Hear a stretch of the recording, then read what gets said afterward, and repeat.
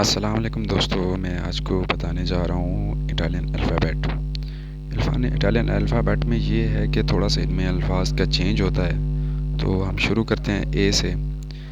ए मतलब हम इंग्लिश में बेसिक पढ़ते हैं ए इधर, लेकिन इटालियन में पढ़ेंगे आ। बी को पी पढ़ेंगे। सी को जी पढ़ेंगे।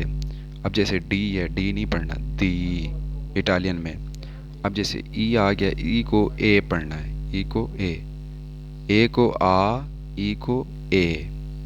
अब आ गया एफ, एफ ए को एफ ए, एफ को एफ ए, जी को गी, एच को आका, आई को आई, एल को एल ए, एम को एम ए, एन को एन ए, ओ को ओ, पी को पी, क्यू को कू, आर को अर्रे, एस को एस ए, टी को ती, यू को यू, वी को वाली, जेड को जेते। अब आपको समझ आ गई हो, लेकिन मैं दोबारा पढ़ूँगा।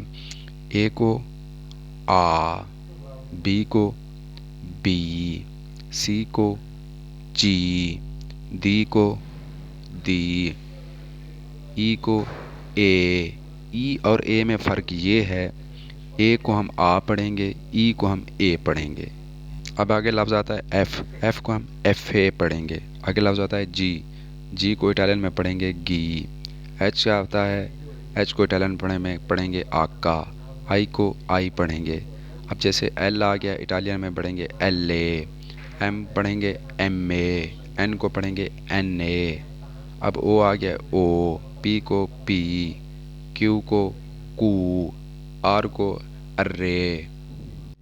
इसी तरह एस को एस ए, टी को ती, यू को यू,